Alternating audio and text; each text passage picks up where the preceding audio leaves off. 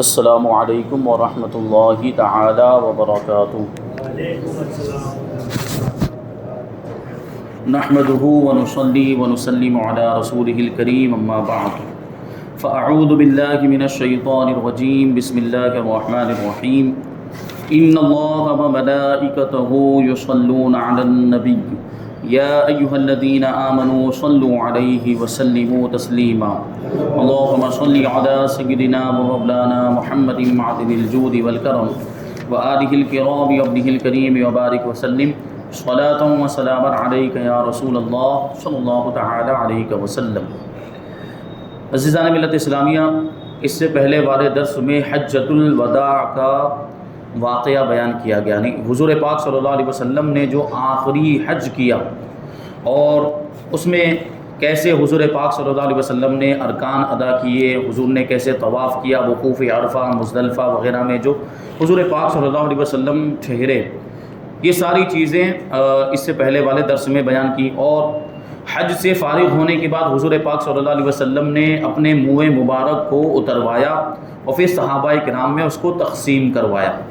پھر حضور پاک صلی اللہ علیہ وسلم زمزم کے کنویں کے پاس تشریف لائے۔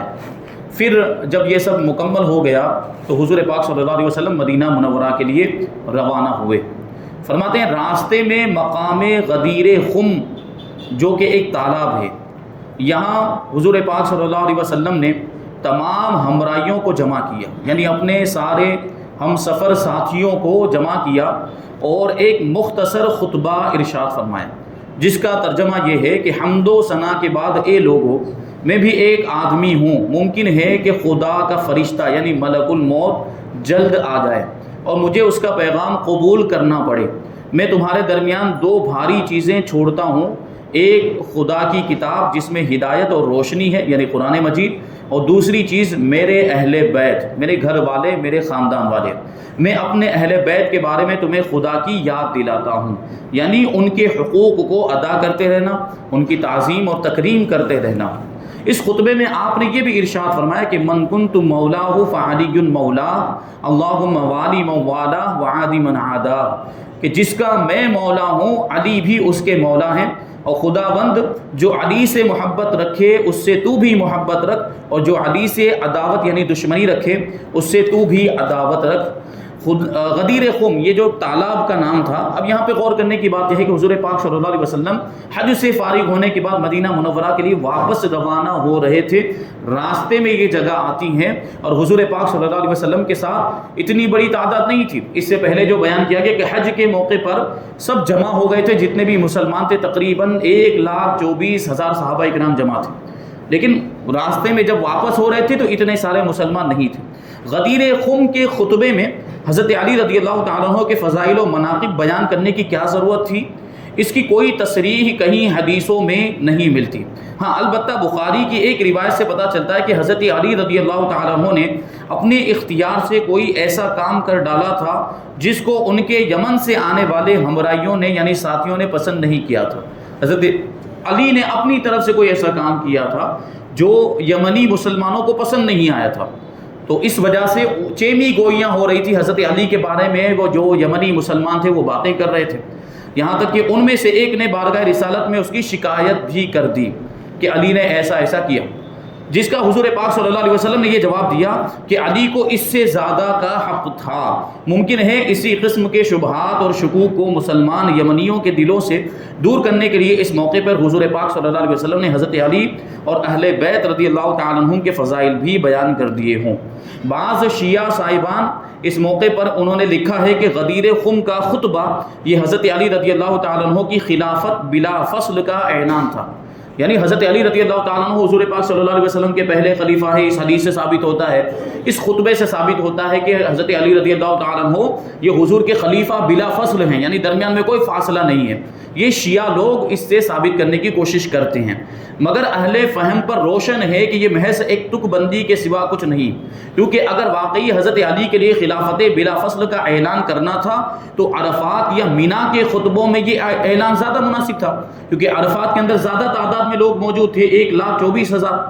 اور جہاں 1 لاکھ سے زیادہ مسلمانوں کا اجتماع تھا، نہ کہ غدیر خم پر جہاں یمن اور مدینے والوں کے سوا کوئی نہیں تھا۔ یہاں تعداد کم تھی. اگر خلافت کا اعلان ہی مقصود ہوتا تو حضور پاک صلی اللہ علیہ وسلم کہاں پر اعلان فرماتے؟ عرفات میں اعلان فرما دیتے یا مینا کے خطبوں میں ارشاد فرما دیتے، لیکن وہاں حضور نے یہ اعلان نہیں کیا، غدیر خم میں اعلان کیا. تو اس کا مطلب یہ ہے کہ حضور پاک صلی اللہ علیہ وسلم نے جو یہ بات ارشاد فرمائی اس کا مقصد کچھ اور تھا. مدینے کے قریب پہنچ کر حضور پاک صلی اللہ علیہ وسلم نے مقام ذوالحلیفہ میں رات بسر فرمائی اور صبح کو مدینہ منورہ میں نزول اجلال فرمایا، یعنی حضور پاک صلی اللہ علیہ وسلم مدینہ منورہ پہنچ گئے.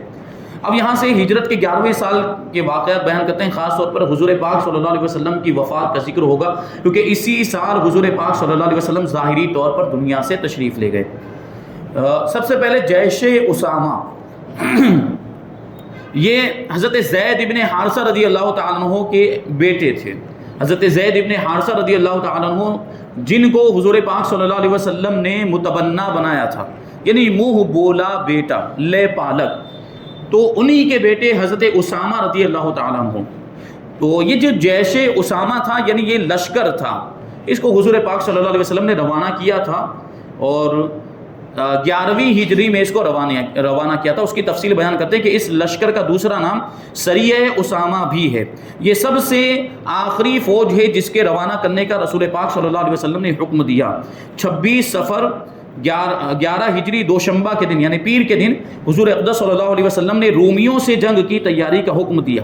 اور دوسرے دن حضرت اسامہ ابن زید رضی اللہ تعالیٰ عنہما کو بلا کر فرمایا کہ میں نے تم کو اس فوج کا امیر لشکر مقرر کیا، یعنی تم کو اس کا ہیڈ بنایا یا سپہ سالار بنایا، امیر بنایا. اور حضرت اسامہ رضی اللہ تعالیٰ عنہ سب بہت چھوٹے تھے، نوجوان تھے، ان کی عمر بہت کم تھی. تم اپنے باپ کی شہادت گاہ مقام ابنا میں جاؤ، یعنی حضرت زید ابن حارثہ رضی اللہ تعالیٰ عنہ جہاں پر شہید ہوئے تھے وہاں جاؤ اور نہایت تیزی کے ساتھ سفر کر کے ان کفاروں پر اچانک حملہ کر دو تاکہ وہ لوگ جنگ کی تیاری نہ کر سکیں. باوجود یہ کہ مزاج اقدس ناساسا، یعنی حضور پاک صلی اللہ علیہ وسلم کی طبیعت یہیں سے خراب ہونی شروع ہو گئی تھی، مگر اسی حالت میں آپ نے خود اپنے دستے مبارک سے جھنڈا باندھا اور یہ نشان اسلام حضرت اسامہ رضی اللہ تعالیٰ عنہ کے ہاتھ میں دے کر حضور نے ارشاد فرمایا اغزو بسم اللہ وفی سبیل اللہ فقاتل من کفر باللہ، اللہ کے نام سے اور اللہ کی راہ میں جہاد کرو اور کافروں کے ساتھ جنگ کرو. حضرت اسامہ رضی اللہ تعالیٰ عنہ نے حضرت بریدہ بن خصیب رضی اللہ تعالیٰ عنہ کو علم بردار بنایا، یعنی لشکر میں جھنڈا ان کو عطا فرمایا، اور مدینہ سے نکل کر 1 کوس دور مقام جرف میں پڑاؤ کیا تاکہ وہاں پورا لشکر جمع ہو جائے. حضور اقدس صلی اللہ علیہ وسلم نے انصار و مہاجرین کے تمام معززین کو بھی اس لشکر میں شامل ہو جانے کا حکم دیا. اب ظاہر سی بات ہے انصار و مہاجرین میں بڑے بڑے صحابہ کرام موجود تھے اور بڑے عمر دراز بڑے تجربہ کار صحابہ کرام بھی موجود تھے. ان کو چھوڑ کر حضور پاک صلی اللہ علیہ وسلم نے حضرت اسامہ کو امیر لشکر بنا دیا تھا. تو اس تعلق سے کچھ باتیں بھی ہوئی تھی. تو حضور پاک صلی اللہ علیہ وسلم نے بھی انصار و مہاجرین کو اس لشکر میں شامل ہو جانے کا حکم دیا. بعض لوگوں پر یہ شاق گزرا، یعنی گراں گزرا کہ ایسا لشکر جس میں انصار و مہاجرین کے اکابر اور عمائد موجود ہوں، بڑے بڑے صحابہ کرام ہوں، ایک نو عمر لڑکا جس کی عمر 20 برس سے زیادہ نہیں ہے کس طرح امیر لشکر بنا دیا گیا. یعنی حضرت اسامہ کے تعلق سے لوگوں نے باتیں کرنی شروع کر دی. اتنے چھوٹے بچے کو، یہ نوجوان لڑکے کو ہمارا امیر بنا دیا، جبکہ بڑے بڑے صحابہ کرام تجربہ کار صحابہ کرام موجود ہیں. جب حضور پاک صلی اللہ علیہ وسلم کو اس اعتراض کی خبر ملی تو آپ کے قلب نازک پر صدمہ گزرا اور آپ نے علالت یعنی بیماری کے باوجود سر میں پٹی باندھے ہوئے ایک چادر اوڑھ کر منبر پر ایک خطبہ دیا جس میں ارشاد فرمایا کہ اگر تم لوگوں نے اسامہ کی سپہ سالاری پر طعنہ زنی کی ہے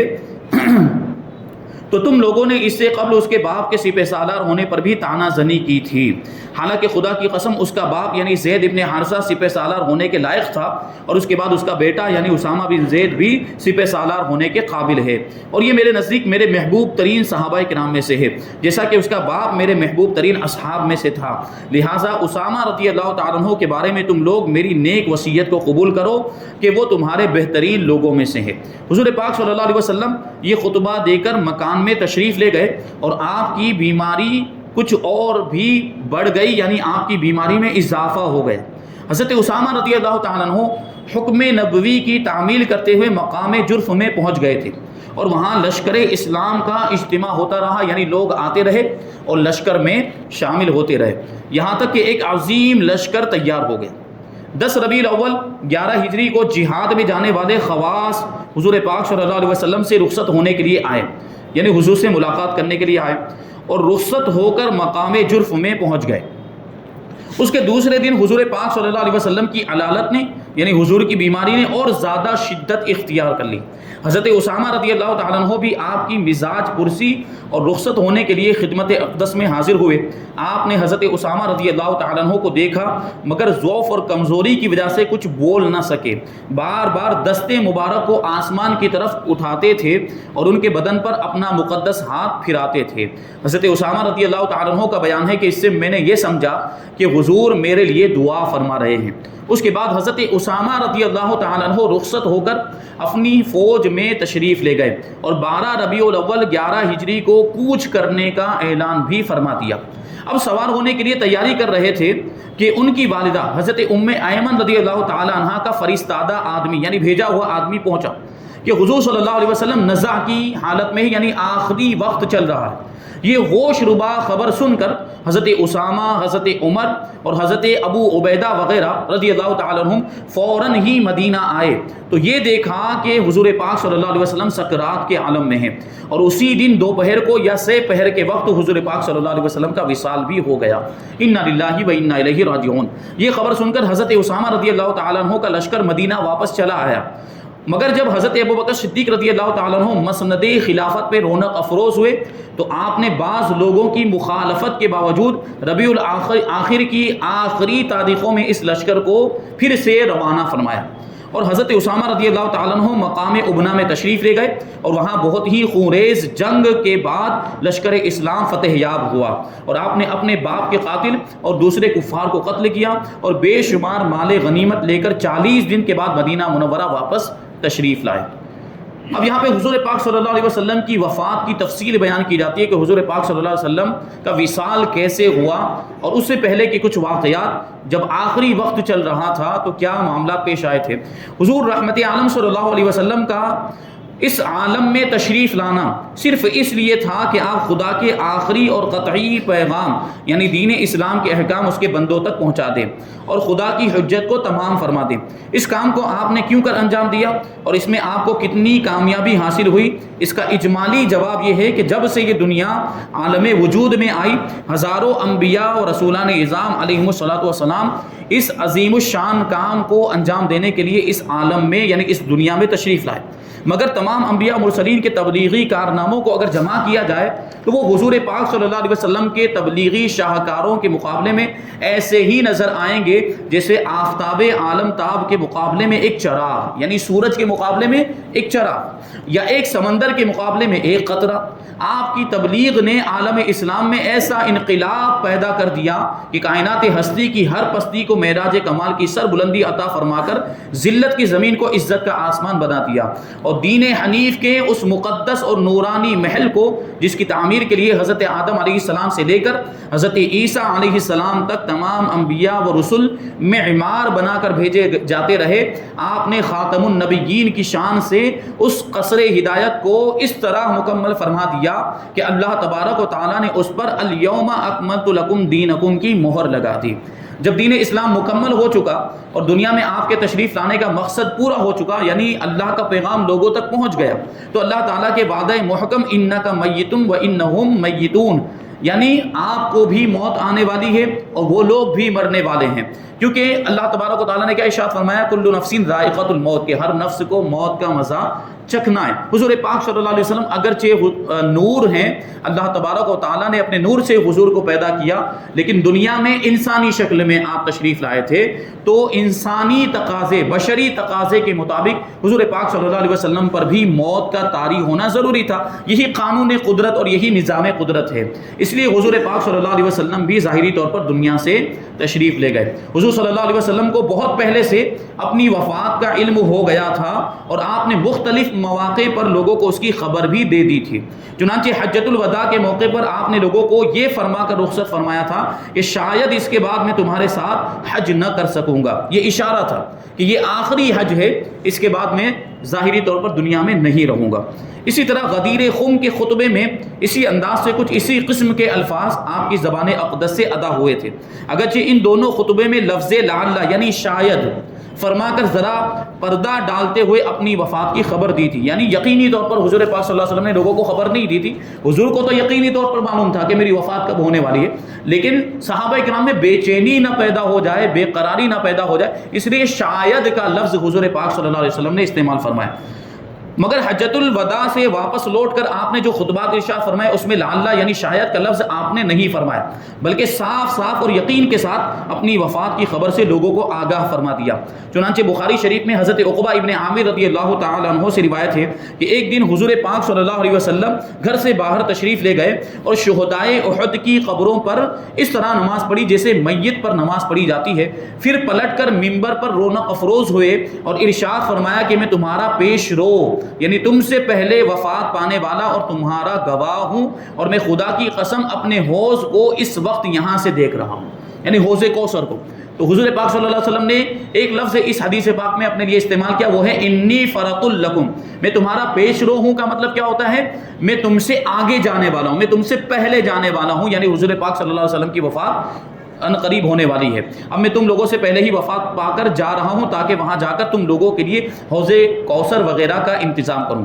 یہ قصہ مرض وفات شروع ہونے سے پہلے کا ہے، یعنی جو حضور پاک صلی اللہ علیہ وسلم کی وفات جس بیماری میں ہوئی اس کو مرض وفات کہا جاتا ہے، اس بیماری سے پہلے کا یہ واقعہ۔